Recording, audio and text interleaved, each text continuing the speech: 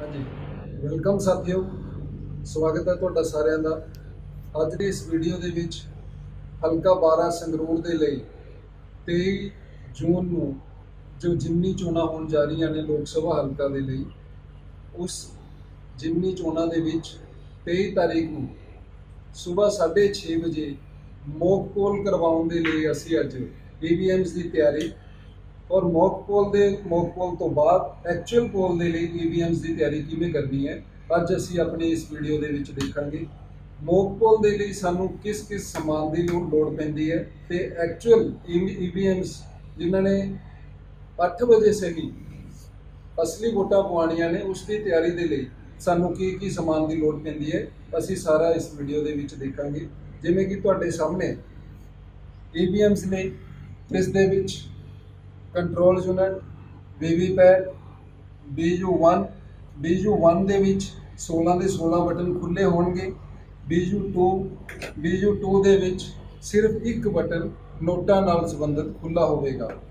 ਇਸ ਦੇ ਨਾਲ ਜਿਹੜਾ ਸਮਾਨ ਦੀ ਸਾਨੂੰ ਜ਼ਿਆਦਾ ਜ਼ਰੂਰਤ ਹੈ ਮੌਕ ਪੋਲ ਵੇਲੇ, ਅਸੀਂ ਇੱਕ A4 ਕਾਗਜ਼ ਤੇ ਇੱਕ ਤਿਆਰੀ ਕਰਕੇ ਰੱਖਾਂਗੇ 17 ਦੇ 17 ਕੈਂਡੀਡੇਟ ਦੀ ਸੀਰੀਅਲ ਵਾਈਜ਼ ਲਿਖ ਕੇ, ਤੇ ਉਸ ਕੈਂਡੀਡੇਟ ਦਾ ਨਾਮ ਲਿਖ ਕੇ ਅੱਗੇ ਅਸੀਂ ਜਿਉਂ-ਜਿਉਂ ਅਸੀਂ ਮੌਕ ਪੋਲ ਪਾਵਾਂਗੇ 1+1+1 ਲਿਖਦੇ ਜਾਵਾਂਗੇ। ਦੂਸਰਾ ਸਾਡੇ ਕੋਲ ਬਲੈਕ ਇਨਵੈਲਪ ਹੈ ਜਿਸ ਦੇ ਵਿੱਚ ਅਸੀਂ ਵੀਵੀਪੈਟ ਦੀਆਂ ਪਰਚੀਆਂ ਸੀਲ ਕਰਨੀਆਂ ਹਨ। ਸਪੈਸ਼ਲ ਟੈਗ ਜਿਸ ਨੂੰ ਅਸੀਂ ਕਲੋਜ਼ ਦੇ ਬਟਨ ਤੇ ਲਗਾਉਣਾ ਹੈ। ਗ੍ਰੀਨ ਪੇਪਰ ਸੀਲ ਜਿਸ ਦੇ ਵਿੱਚ ਗ੍ਰੀਨ ਅਤੇ ਰੈੱਡ ਦੋ ਨਿਸ਼ਾਨ ਹਨ। ਐਡਰੈਸ ਟੈਗ ਜਿਸ ਨੂੰ ਅਸੀਂ ਪਹਿਲਾਂ ਹੀ ਆਪਣੇ ਬੂਥ ਦੇ ਨੰਬਰ ਤੇ ਬੂਥ ਦੇ ਨਾਮ ਦੇ ਵਾਈਜ਼ ਭਰ ਕੇ ਰੱਖਣਾ ਹੈ। ਪਿੰਕ ਪੇਪਰ ਸੀਲ ਜਿਸ ਨੂੰ ਅਸੀਂ ਵੀਵੀਪੈਟ ਦੀਆਂ ਸਲਿਪਸ ਬਲੈਕ ਇਨਵੈਲਪ ਚ ਪਾ ਕੇ ਇਸ ਡੱਬੇ ਦੇ ਵਿੱਚ ਪਾ ਕੇ ਅਸੀਂ ਇਸ ਨੂੰ ਸੀਲ ਕਰਨਾ ਹੈ। ਤੇ ਨਾਲ ਹੀ ਧਾਗਾ, ਲਾਖ, ਗੱਤੇ ਦਾ ਟੁਕੜਾ, ਮੋਮਬੱਤੀ ਅਤੇ ਬਰਾਸ ਸੀਲ ਤਿਆਰ ਰੱਖਣਾ ਹੈ। ਹੁਣ ਆਪਾਂ ਦੇਖਾਂਗੇ ਮੌਕ ਪੋਲ ਦੇ ਲਈ ਈਵੀਐਮਸ ਦੀ ਤਿਆਰੀ ਕਿਵੇਂ ਕਰਨੀ ਹੈ। ਸਭ ਤੋਂ ਪਹਿਲਾਂ ਅਸੀਂ ਦੇਖਾਂਗੇ ਵੀਵੀਪੈਟ, ਜੋ ਕਿ ਅਸੀਂ ਲਿਆਉਣ ਤੱਕ ਟਰਾਂਸਪੋਰਟ ਮੋਡ ਤੇ ਬਟਨ ਕੀਤਾ ਸੀ ਪਿੱਛੇ, ਤਾਂ ਪਹਿਲਾਂ ਅਸੀਂ ਇਸ ਨੂੰ ਵਰਕਿੰਗ ਮੋਡ ਤੇ ਕਰਾਂਗੇ। ਉਸ ਤੋਂ ਬਾਅਦ ਅਸੀਂ ਮਸ਼ੀਨਾਂ ਦਾ ਆਪਸ ਦੇ ਵਿੱਚ ਕਨੈਕਸ਼ਨ ਕਰਨ ਦੇ ਲਈ ਸਾਡੇ ਕੋਲ ਦੋ ਬੈਲਟ ਯੂਨਿਟ ਨੇ, VV1 ਤੇ BU2 ਦੇ ਵਿੱਚ ਜਿਸ ਦਾ ਇਕੱਲਾ ਨੋਟਾਂ ਦਾ ਬਟਨ ਖੁੱਲ੍ਹਾ ਹੈ ਉਸ ਦਾ ਕਨੈਕਸ਼ਨ ਅਸੀਂ BU1 ਦੇ ਪਿੱਛੇ ਸੌਕਟ ਦੇ ਵਿੱਚ ਲਗਾਉਣਾ ਹੈ।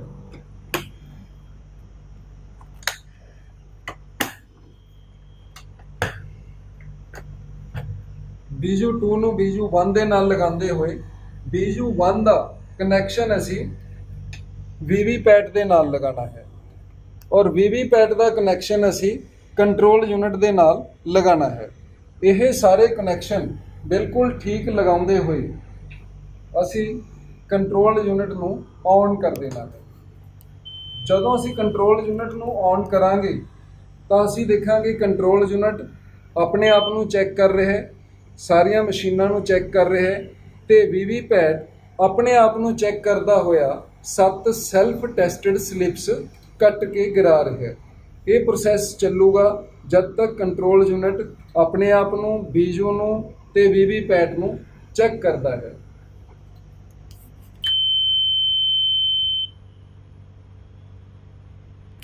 ਹਾਂਜੀ ਸਾਥੀਓ, ਜਿਵੇਂ ਅਸੀਂ ਦੇਖਿਆ ਸਾਡੇ ਕੰਟਰੋਲ ਯੂਨਿਟ ਤੇ EVM ਇਜ਼ ਰੈਡੀ ਲਿਖ ਕੇ ਆ ਗਿਆ, ਤਾਂ ਇਸ ਦਾ ਮਤਲਬ ਮੌਕ ਪੋਲ ਦੇ ਲਈ EVMs ਤਿਆਰ ਨੇ।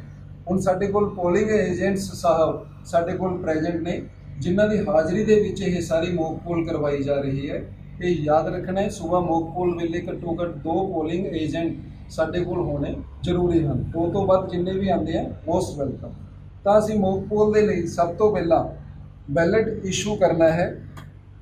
ਬੈਲਟ ਇਸ਼ੂ ਕਰਾਂਗੇ ਤਾਂ ਕੰਟਰੋਲ ਯੂਨਿਟ ਤੇ BG ਦਾ ਲੈਂਪ ਚੱਲੂਗਾ, ਬੈਲਟ ਯੂਨਿਟ ਤੇ BG ਦੇ ਲੈਂਪ ਚੱਲੂਗਾ ਤੇ ਅਸੀਂ ਸੀਰੀਅਲ ਵਾਈਜ਼ ਹਰ ਕੈਂਡੀਡੇਟ ਨੂੰ ਇੱਕ ਵੋਟ ਪਾ ਕੇ ਦੇਖਣੀ ਹੈ। ਜਦੋਂ ਅਸੀਂ ਵੋਟ ਪਾਵਾਂਗੇ ਤਾਂ ਵੀਵੀਪੈਟ ਦੇ ਵਿੱਚ ਉਸ ਕੈਂਡੀਡੇਟ ਦੀ ਸਲਿੱਪ ਛਪੂਗੀ, 6 ਸੈਕਿੰਡ ਦਿਖੂਗੀ ਤੇ ਕੱਟ ਕੇ ਨੀਚੇ ਗਿਰੂਗੀ। ਜਦੋਂ ਸਲਿੱਪ ਕੱਟ ਕੇ ਨੀਚੇ ਗਿਰਦੀ ਹੈ ਤਾਂ ਬੀਪ ਦੀ ਆਵਾਜ਼ ਆਉਂਦੀ ਹੈ। ਬੀਪ ਦੀ ਆਵਾਜ਼ ਦਾ ਮਤਲਬ ਹੈ ਵੋਟ ਕਾਸਟ ਹੋ ਗਈ ਹੈ। ਤਾਂ ਨਾਲ ਹੀ ਸਾਡੇ ਪੀਓ ਸਾਹਿਬਾਨ ਜਿਸ ਕੈਂਡੀਡੇਟ ਨੂੰ ਵੋਟ ਪਾਈ ਹੈ ਉਸ ਨੂੰ ਇੱਕ ਵੋਟ ਦਾ ਸਾਈਨ ਲਿਖਦੇ ਹੋਏ ਅਸੀਂ ਰਿਕਾਰਡ ਰੱਖਾਂਗੇ ਮੌਕ ਪੋਲ ਦਾ। ਫਿਰ ਅਸੀਂ ਸੈਕਿੰਡ ਬੈਲਟ ਇਸ਼ੂ ਕਰਾਂਗੇ। ਤਾਂ ਸੈਕਿੰਡ ਵੋਟ ਪਾਉਣ ਲਈ ਅਸੀਂ ਪੋਲਿੰਗ ਏਜੰਟ ਸਾਹਿਬ ਨੂੰ ਹੀ ਕਹਾਂਗੇ ਕਿ ਆਓ ਜੀ ਤੁਸੀਂ ਵੋਟਾਂ ਪਾਓ। ਮੌਕ ਪੋਲ ਦੇ ਵਿੱਚ ਜ਼ਿਆਦਾ ਤੋਂ ਜ਼ਿਆਦਾ ਪੋਲਿੰਗ ਏਜੰਟਸ ਦੀ ਸ਼ਮੂਲੀਅਤ ਜ਼ਰੂਰੀ ਹੁੰਦੀ ਹੈ।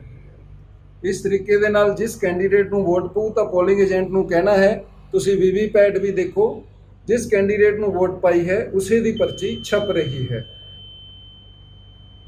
ਇਸ ਤਰੀਕੇ ਦੇ ਨਾਲ ਵੀ ਸਾਡੇ ਪੋਲਿੰਗ ਅਫਸਰ ਨੇ ਉਹ ਰਿਕਾਰਡ ਮੇਨਟੇਨ ਕਰਨਗੇ ਸੈਕਿੰਡ ਕੈਂਡੀਡੇਟ ਨੂੰ ਇੱਕ ਵੋਟ ਪਾਈ ਗਈ।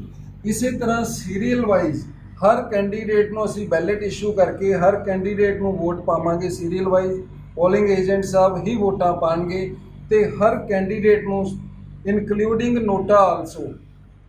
ਨੋਟਾ ਸਾਡਾ ਕੈਂਡੀਡੇਟ ਹੈ, 17ਵਾਂ ਬਟਨ ਨੋਟਾ ਦਾ ਹੈ, ਇਸ ਨੂੰ ਵੀ ਅਸੀਂ ਵੋਟ ਪਾਵਾਂਗੇ ਤੇ 17 ਦੇ 17 ਕੈਂਡੀਡੇਟ ਨੂੰ ਅਸੀਂ 3-3 ਵੋਟਾਂ ਪਾ ਕੇ ਦੇਖਣੀਆਂ ਹਨ।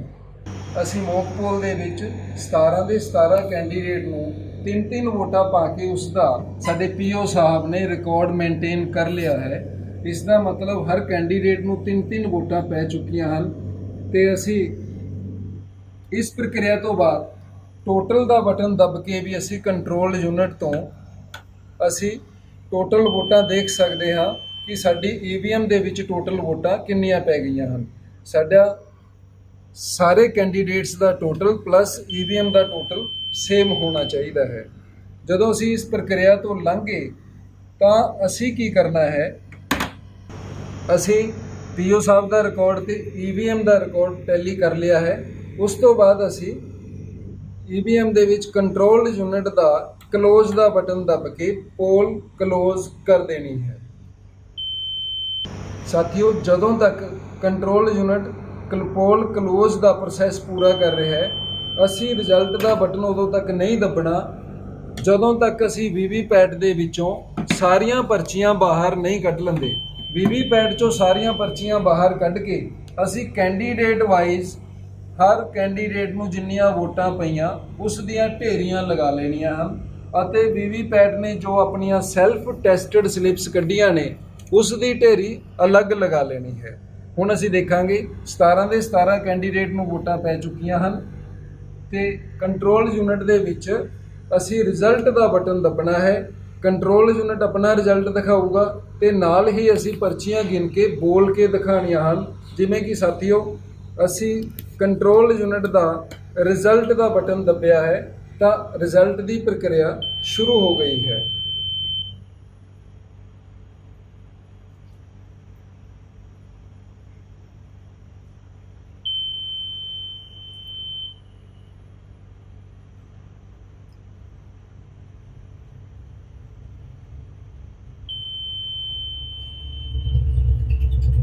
ਜਿਵੇਂ ਕਿ ਆਪਾਂ ਦੇਖ ਹੀ ਰਹੇ ਹਾਂ ਕੰਟਰੋਲ ਯੂਨਿਟ ਜਦੋਂ ਵੀ ਅਸੀਂ ਕੋਈ ਵੀ ਪ੍ਰੋਸੈਸ ਚਾਲੂ ਕਰਦੇ ਹਾਂ ਉਹ ਆਪਣੇ ਆਪ ਨੂੰ ਚੈੱਕ ਕਰਦਾ ਹੈ।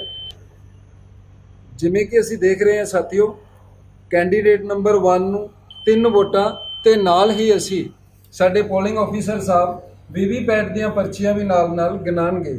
ਕੈਂਡੀਡੇਟ ਨੰਬਰ 2 ਨੂੰ 3 ਵੋਟਾਂ ਤੇ ਨਾਲ ਹੀ ਉਸ ਦੀਆਂ ਪਰਚੀਆਂ ਗਿਣਾਈਆਂ ਜਾਣਗੀਆਂ।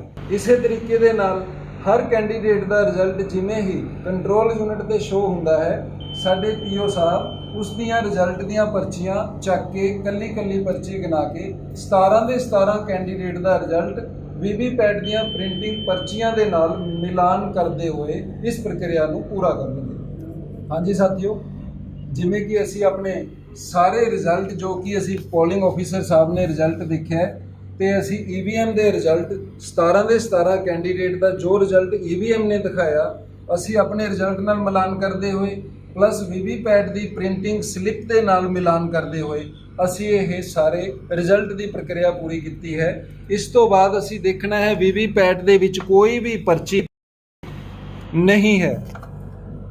ਇਹ ਪ੍ਰਕਿਰਿਆ ਜ਼ਰੂਰੀ ਹੈ ਤੇ ਸਾਰੀਆਂ ਵੀਵੀਪੈਟ ਦੀਆਂ ਪ੍ਰਿੰਟਿੰਗ ਪਰਚੀਆਂ ਦੇ ਪਿੱਛੇ ਜੋ ਸਾਨੂੰ ਇੱਕ ਮੌਕ ਪੋਲ ਦੀ ਮੋਹਰ ਮਿਲੀ ਹੋਈ ਹੈ, ਸਾਰੀਆਂ ਪਰਚੀਆਂ ਦੇ ਪਿੱਛੇ ਮੌਕ ਪੋਲ ਦੀ ਮੋਹਰ ਲਗਾਉਂਦੇ ਹੋਏ ਅਸੀਂ ਇਸ ਸਾਰੀਆਂ ਪਰਚੀਆਂ ਨੂੰ ਜੋ ਸਾਡਾ ਬਲੈਕ ਇਨਵੈਲਪ ਮਿਲਿਆ ਹੈ ਇਸ ਦੇ ਵਿੱਚ ਸਾਰੀਆਂ ਪਰਚੀਆਂ ਪਾ ਦੇਣੀਆਂ ਹਨ ਅਤੇ ਨਾਲ ਹੀ ਕੰਟਰੋਲ ਯੂਨਿਟ ਦੇ ਵਿੱਚ ਕਲੀਅਰ ਦਾ ਬਟਨ ਦਬਾ ਦੇਣਾ ਹੈ।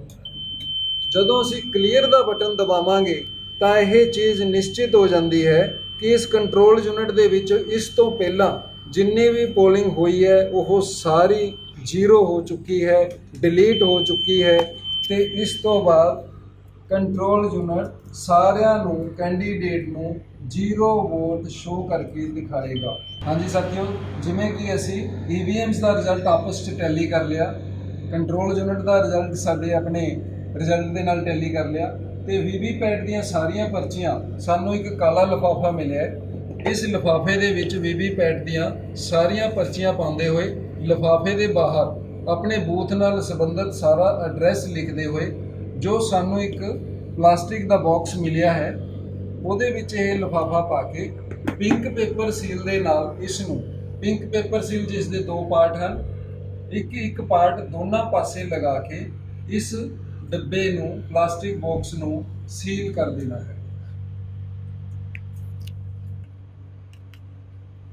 ਤੇ ਨਾਲ ਧਿਆਨ ਰੱਖਣਾ ਹੈ ਪਿੰਕ ਪੇਪਰ ਸੀਲ ਦੇ ਉੱਪਰ ਪ੍ਰੈਜ਼ਾਈਡਿੰਗ ਆਫੀਸਰ ਅਤੇ ਕੋਈ ਵੀ ਪੋਲਿੰਗ ਆਫੀਸਰ ਜਾਂ ਪੋਲਿੰਗ ਏਜੰਟ ਵੀ ਹੈ ਸਾਈਨ ਕਰ ਸਕਦੇ ਹਨ। ਤੇ ਇਸ ਪ੍ਰੋਸੈਸ ਤੋਂ ਬਾਅਦ ਅਸੀਂ ਕੰਟਰੋਲ ਯੂਨਿਟ ਦਾ ਇੱਕ ਵਾਰੀ ਫੇਰ ਟੋਟਲ ਦਾ ਬਟਨ ਦੱਬ ਕੇ ਦੇਖਾਂਗੇ। ਟੋਟਲ ਦਾ ਬਟਨ ਦੱਬਣ ਤੋਂ ਬਾਅਦ ਕੰਟਰੋਲ ਯੂਨਿਟ ਜੋ ਕਿ ਆਪਣਾ ਪ੍ਰੋਸੈਸ ਪਹਿਲਾਂ ਲੈਂਦਾ ਹੈ, ਆਪਣੇ ਆਪ ਨੂੰ ਚੈੱਕ ਕਰਦਾ ਹੈ, ਬੈਟਰੀ ਚੈੱਕ ਕਰਦਾ ਹੈ, ਡੇਟ ਐਂਡ ਟਾਈਮ ਦਿੰਦਾ ਹੈ, ਉਸ ਤੋਂ ਬਾਅਦ ਇਹ ਟੋਟਲ ਪੋਲਡ ਵੋਟ ਦਿਖਾਊਗਾ। ਅਸੀਂ ਡੈਫੀਨੇਟ ਕਰਨਾ ਹੈ ਕਿ ਉਹ ਜ਼ੀਰੋ ਆਣੀ ਚਾਹੀਦੀ ਹੈ।